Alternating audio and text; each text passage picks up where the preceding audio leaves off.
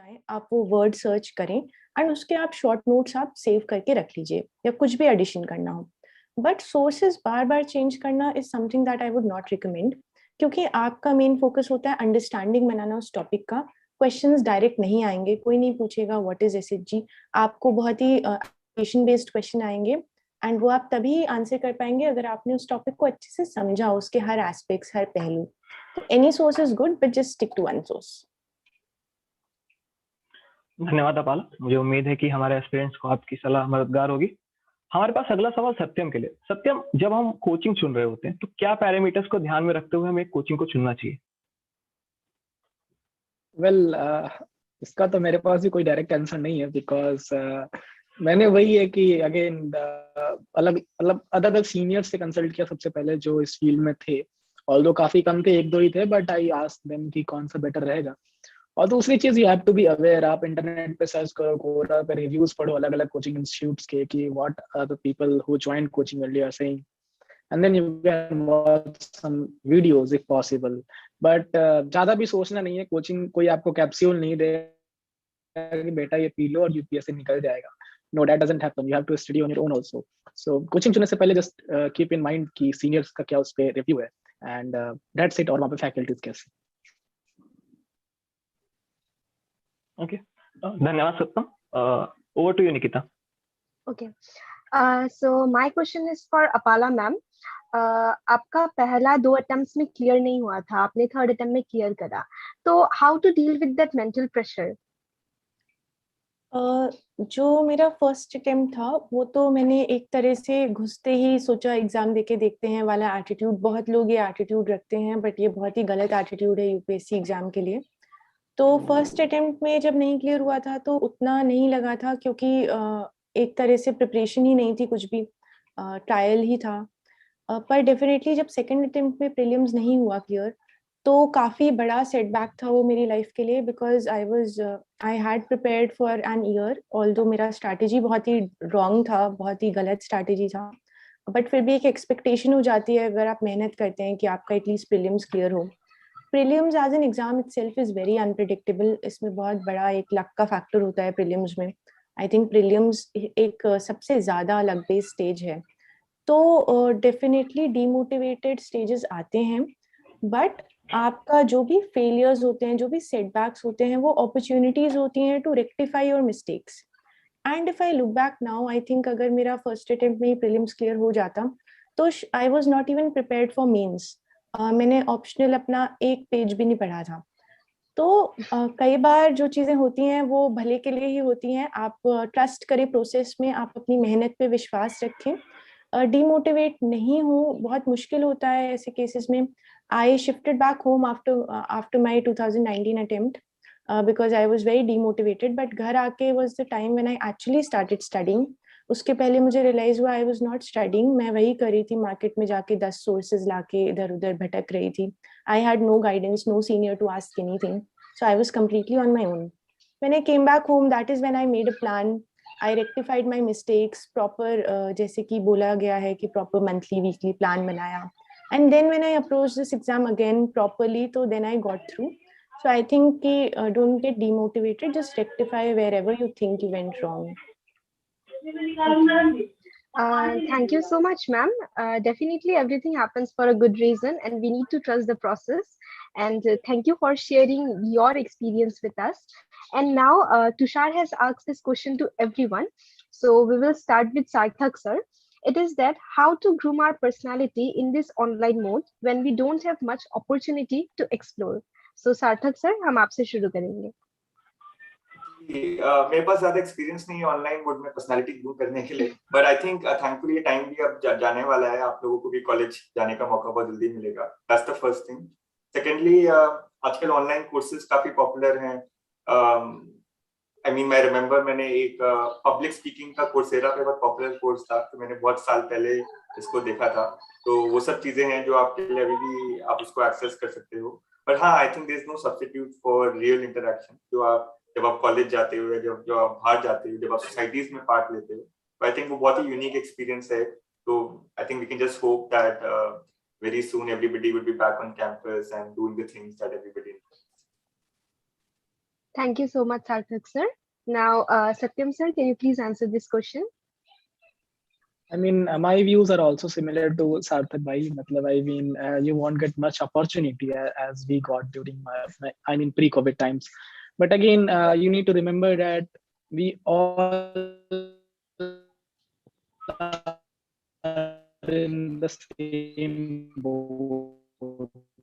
No one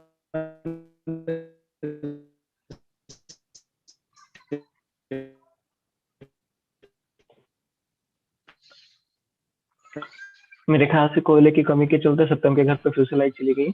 Apala please.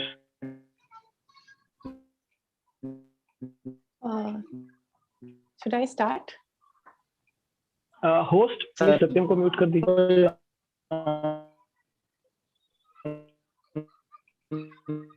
Ishan, Ishan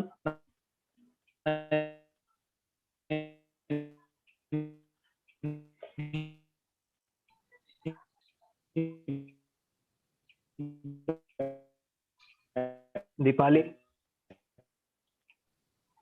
I'm trying to mute him, but I'm unable to. Wait a second. Yeah, I think he left the meeting. You can continue. Yeah, Apala so please. तो जैसा कि सार्थक and सत्यम ने कहा है कि isolated रहते हैं तो पर्सनालिटी पे डेफिनेटली हम उतना फोकस नहीं कर पाते हैं, बट इसमें मैं एक चीज़ ऐड करूँगी कि ये जो टाइम मिला है ये बहुत ही अच्छा टाइम है टू रीड, एंड रीड करने से ही आपकी पर्सनालिटी में बहुत ज़्यादा इम्प्रूवमेंट्स आएंगे। Don't just read fiction, go on to reading non fiction books, बहुत सारे रिकमेंडेशंस आपको मिलेंगे। ट्राई रीडिंग एरियाज जो आप डेवलप करना चाहते हैं। जैसे अगर मुझे इंटरनेशनल रिलेशंस में इंटरेस्ट था तो इंटरव्यू के पहले ही I tried reading few books on IR, जिससे कि मेरा अंडरस्टैंडिंग बढ़े। व्हेन आई स्पीक थिंग्स थोड़ा एक they come from a well known space, they are not uninformed things. तो रीडिंग आपकी पर्सनैलिटी को बहुत हेल्प करता है। अगर आप रीड नहीं कर पाते हैं तो ऑनलाइन भी आपको बहुत सारे सोर्सेज मिलते हैं। दे आर यू नो ऐसे बुक्स के बारे में छोटे छोटे वीडियोस आते हैं या ऑडियो बुक्स आते हैं, आप वो सुन सकते हैं। There so many TED talks available. आप ऐसी चीज़ों में टाइम इन्वेस्ट करें rather than online time waste करने से। बहुत आजकल मार्केट में बहुत ज़्यादा सोर्सेज हैं जहाँ पे आप जेन्युइनली चाहें इनकलकेट करना अपनी पर्सनैलिटी में चीज़ें तो आप कर सकते हैं। You just have to have the right mind direction towards it. So definitely this is like, take this time as the time that you're getting to improve your personality rather than something that you're missing out on. Thank you so much, Apala ma'am. Okay, Vivek, you continue. हमारे एक coordinator हैं महक, वो आप लोगों से एक सवाल पूछना चाहती हैं। महक please come forward. Okay, thank you for inviting me, Vivek. All right, so my question is that, as Apala ma'am has already mentioned, that a lot of times people have no guidance earlier, matlab they do not have any seniors to guide them. And I think this problem is more serious with people who belong from small towns or rural areas. So what kind of advice would you like to give them? Because they cannot really afford coaching or, some expensive material. So what advice would you give to them?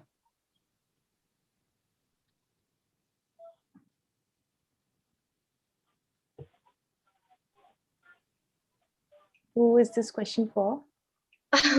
Okay, I'm sorry, I forgot to mention that. Apala ma'am, you can answer that. Thank you. Okay, sure. So इसमें मैं 2-3 points कहूँगी because I have been in the same place. So the first thing is that do your research. Start doing your research. और आजकल सब कुछ बहुत easily available है Google पे।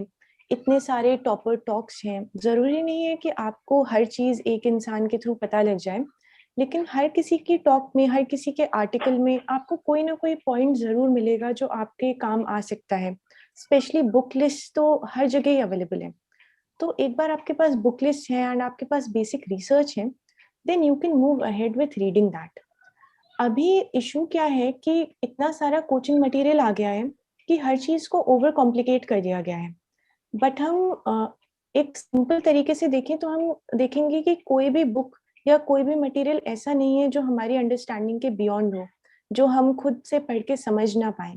डेफिनेटली इकोनॉमी जैसे टॉपिक्स हैं जो समझ नहीं आते हैं, उसके लिए आप एडिशनल हेल्प ले सकते हैं, वीडियोस देख सकते हैं आप। बहुत सारे यूट्यूब वीडियोस हैं जो फ्री में लेक्चर्स देते हैं इकोनॉमी के, तो आप वो अवेल कर सकते हैं।